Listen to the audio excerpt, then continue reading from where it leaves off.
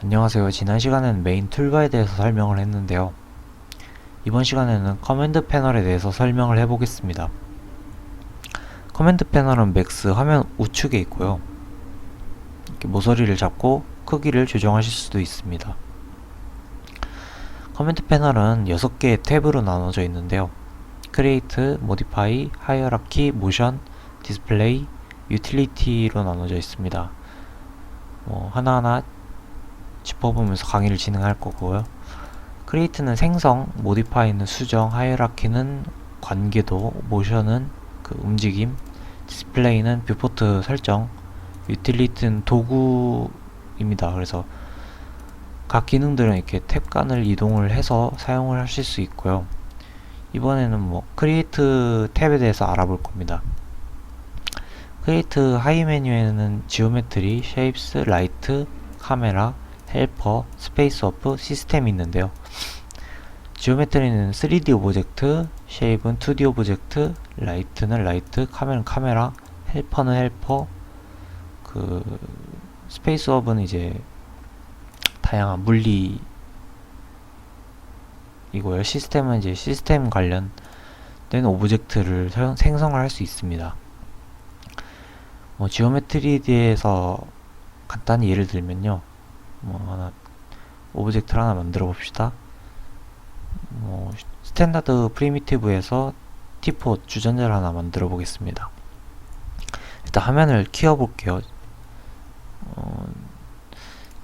지금 보시면 이렇게 노란색으로 퍼스펙티브 뷰포트가 선택이 된 걸 확인할 수 있는데요. 만약 다른 데 선택이 되어 있다고 하면 이렇게 지금 T4이 선택되어 있는 상태에서 이렇게 마우스 클릭을 하면은 T4이 만들어지진 않는데, 사실 가급적 마우스 오른쪽 클릭으로 뷰포트를 선택하시는 게 좋고요. 아무튼 이렇게 선택이 되어 있는 상태에서 화면 가장 우측 아래에 맥시마이즈 뷰포트 토글이라는 버튼이 있습니다. 클릭을 해보시면은 이렇게 선택된 뷰포트 화면만 이렇게 커지는 걸 볼 수 있는데요. 제가 지금 퍼스펙티브 뷰포트를 선택한 상태로 이렇게 토글을 누르니까 퍼스펙티브 뷰포트만 이렇게 확대가 되는 겁니다. 다른 것도 마찬가지고요. 한번 T포트를 만들어 보겠습니다. 이렇게 만들 땐 클릭을 하고 쭉 드래그를 하시면은 크기를 조절하면서 해당 위치에 T포트이 생성되는 걸 확인할 수 있고요. 바로 만든 상태에서는 여기 수치값을 직접 조정을 해서 수정을 하실 수도 있습니다. 세그먼트는 이제 물체의 부드럽기라 그래야 되나요? 폴리곤 양을 말하는 거고요. 레디어스는 이제 둘레 크기를 말하는 거예요. 그래서 이렇게 T폿을 만들어 볼 수도 있고요. 딜리트를 눌러서 한번 지워 보겠습니다. 박스를 만들 때는 클릭을 드래그를 해서 밑면을 만들고 클릭을 떼서 이렇게 위 높이를 지정하고 다시 한번 클릭을 하면 이제 박스가 만들어지고요. 역시 마찬가지로 조정을 하실 수 있는데, 이렇게 만들 때 한번 다른 데 클릭하거나 선택이 풀리면은 지금 요 크리에이트 패널에는 이 파라미터가 작동을 안 합니다. 그래서 한번 오브젝트 선택이 풀린 뒤로는 이 모디파이에 가서 조정을 해야 되고요. 그 점 유의하시면 되고, 딜리트를 하고 다른 걸 알아보면 다른 3D 오브젝트들도 생성할 수 있는데, 특이한 건 컴파운드 오브젝트라 그래서 예를 들면 박스가 하나 있고 여기에 토러스 약간 도넛 모양 있다고 한번 해봅시다.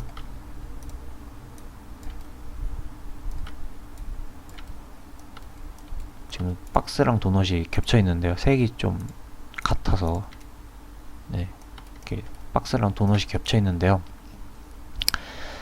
컴파운드 오브젝트 감산 합산을 할 수 있는 오브젝트를 만드는 건데요. 먼저 박스를 제가 클릭했습니다. 그리고 프로블린을 눌렀고요. 유니온은 합치는 거고 인터섹션은 이제 뭐라 그래야 되지?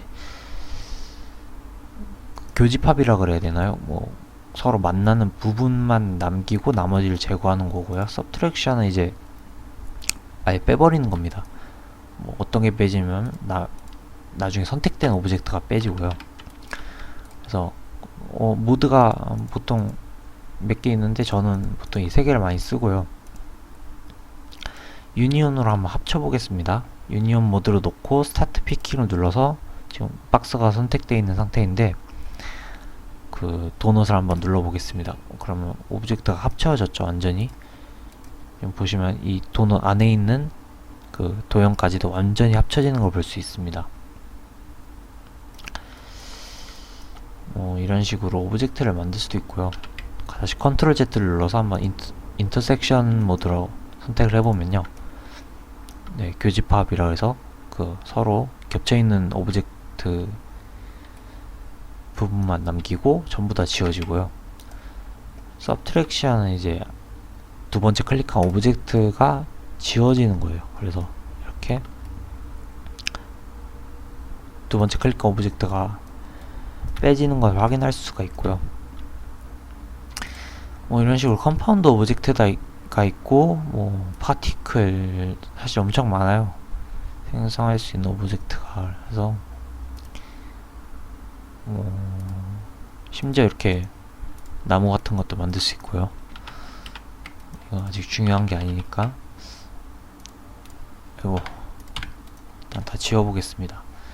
이렇게 뭐 오브젝트를 만들거나 하다 보면 이렇게 그리드가 안 보여요. 그러면 팁인데 이게 뭐 박스 큐브의 집 모양이 있거든요. 작은 집 모양을 누르시면 이렇게 뷰포트 카메라가 원상복귀가 됩니다. 그 다음은 쉐입스인데요. 이거는 이제 2D 모델을 만드실 수 있고요. 제가 쉐입 스톡을 지금 그리드 포인트에 스냅이 걸려 있고 이 상태로 한번 그려보겠습니다. 이런 삼각형을 한번 만들어 볼게요. 이렇게 선택을 하고 그 마지막 점에 갖다 누르시면 클로즈 스플라인이라고 나오는데요. 각 점을 이렇게 마지막에 만나는 꼭지점 두 개를 합칠지 결정하는 건데 얘를 한번 눌러보겠습니다. 이러면 삼각형이 만들어졌고요. 스냅을 꺼볼게요. 뭐 이런 식으로 오브젝트를 직접 그려서 나중에 뭐 익스트루드, 돌출을 한다던가 이런 식으로 해서 3D 오브젝트를 만드실 수도 있고요. 역시 그 스플라인에도 여러 가지가 있는데요. 뭐 넙스 같은 경우는 사실 게임에서 잘 사용하지 않으니까 넘어가겠습니다. 라이트는 이제 포토메트릭이랑 스탠다드가 있는데요. 뭐 앞에 MR이라고 소문자로 적혀 있는 건 멘탈레이 라이트이기 때문에 멘탈레이 렌더러를 활성화하신 후에 하셔야 되고요.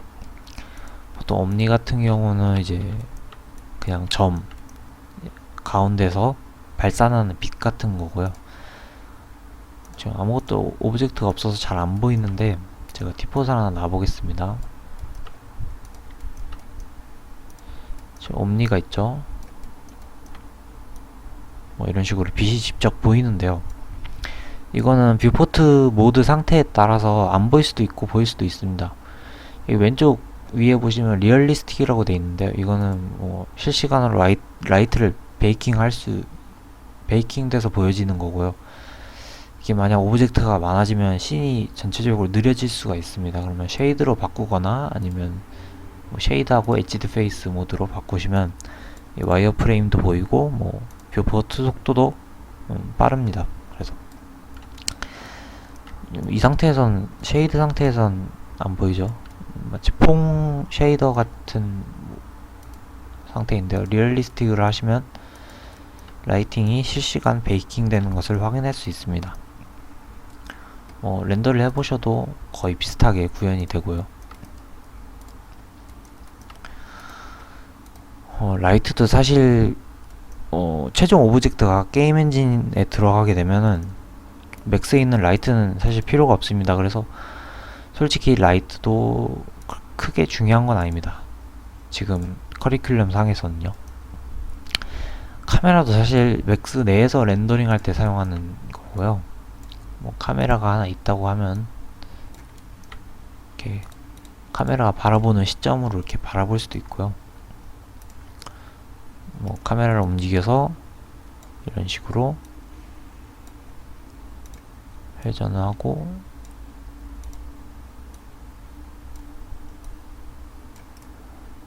뷰포트가 선택된 상태에서 렌더를 돌리면 이런 식으로 카메라가 보이는 방향에서만 렌더링이 되는 걸 확인할 수 있고요. 다시 퍼스펙티브 뷰포트로 돌아오겠습니다. 그리고 뭐 옴니라이트가 있다고 하면 아이고 카메라도 알아봤고요. 헬퍼가 있는데 헬퍼는 사용할 수 있겠네요. 애니메이션을 만들 때 주로 사용하고요. 예를 들면 더미 같은 게 있다고 합니다. 이 더미는 사실 렌더링이 되지 않아요. 이런 거 뭐 사실 스플라인도 렌더링 되지 않는데 이거는 더미는 그냥 도와주는 오브젝트이지 실제로 그 내부에 기능이 있는 건 아니에요. 그러면 헬퍼가 어느 때 쓰이냐면 예를 하나 들자면 헬퍼는 거의 링크랑 같이 사용되는데요. 자, 이 카메라를 더미의 자식 오브젝트로 한번 만들어 보겠습니다. 지금 링크가 됐고요.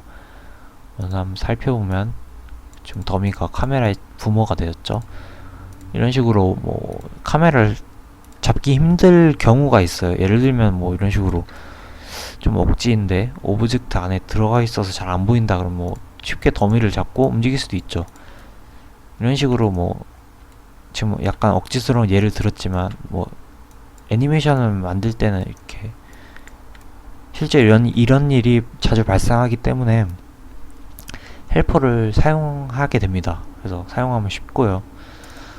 쉽게 오브젝트 선택하거나 뭐 여러가지 도구가 있고요. 사실 더미가 그 다음 스페이스 워프도 사실 잘 사용하진 않을 건데 이건 약간 장면에 물리를 추가하는 거고요. 윈드를 추가해서 뭐 굳이 예를 하나 들자면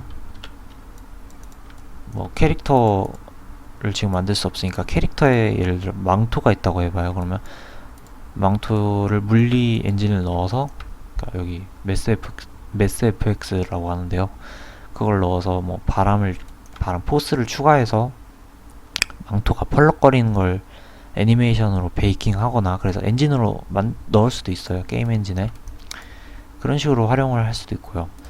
시스템은 이제 뭐 뼈나 뭐 바이패드도 사실 뼈로 이루어진 건데요. 바이패드는 이제 약간 본 사람 모양의 임의적인 템플릿이 만들어져 있고요. 본도 이렇게 보통 잘 사용하진 않는데 애니메이션을 만들 땐 이렇게 바이패드나 본을 이용해서 애니메이션 만들면 편리하게 만들 수 있고요. 왜냐면 이게 이렇게 뭐 이렇게 움직일 수가 있고요. 나중에는 이 본에 움직일 편하게 하기 위해서 IK 솔버라는 게 있어요. 솔버를 이용해서 만들 수도 있고요. 뭐 이런 식으로 부드럽게 자연스럽게 움직이죠.